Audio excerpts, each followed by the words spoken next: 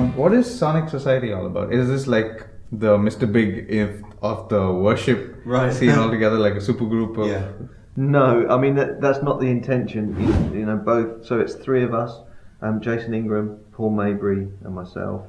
And you know, we've all got different careers. You know, I came from Delirious, and now kind of being freelance guitar player and writer and what have you. Jason Ingram is a really successful and very talented songwriter and producer, and you know, Paul was he's an incredible musician and was very much involved with Hillsong and Hillsong United, and moved to Nashville, and he's now a producer and songwriter. So and we've all got our own stories and our own journeys, but the thing that unites us is our love for the church and to serve the church with songs and to keep, you know, creating opportunities and environments for people to come together to you know, learn about that and to help serve it. So you know, it's an expression for us of you know, of a way that we can still be involved, and we all work on each other's projects. So it's bigger than just the music that we make and the songs that we write. We're very much connected with lots of different things. Okay.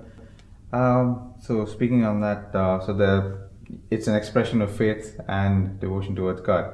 How do you allow your instruments sometimes to do that? And I'm asking this on behalf of so many musicians probably out there who'd want their instruments to communicate what you do with your instrument. Yeah, it's really interesting. So back in the day, you know, I grew up listening to the likes of Queen and Pink Floyd and Led Zeppelin and bands like that. So, you know, and all of those had strong guitar players and really, so I was very much into guitars that had a voice. You know, guitars that kind of that said something to me and were emotional.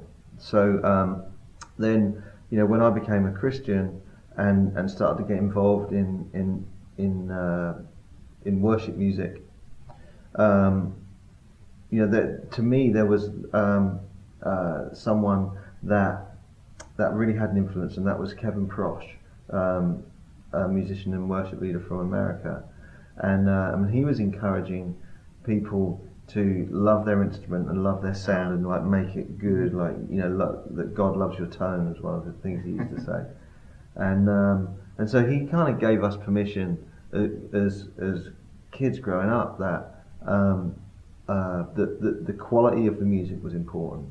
So there was no kind of, for me, there's no kind of there's no line between this is what it is to do a great solo or to play great music, and then this is like the bit that we give to God or something. It's kind of, it's all one thing to me, you know. So you know, I think that it's right and good to become really good at your instrument, to work hard at, you know, learning about it and scales and, you know, and learning everything that you can about it. And you know, when I was growing up, I'd spend hours in my bedroom learning parts to songs off records, and you know, that was my kind of devotion and passion. Right. And so there's no shortcuts to that kind of thing.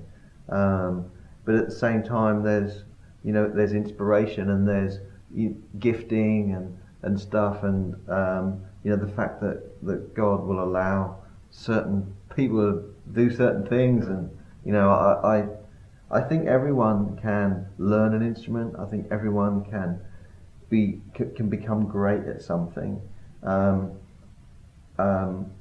because it's in us as human beings. And so if everyone's prepared to do the work, I think everyone can become great. But there's something about, you know, God breathing on people, and, you know, opportunity and opening doors, and, you know, there's no that's a mystery to me. And you know, I'm just really really grateful that I had the chance to do what I've done in my life so far, and I'm ready for some more.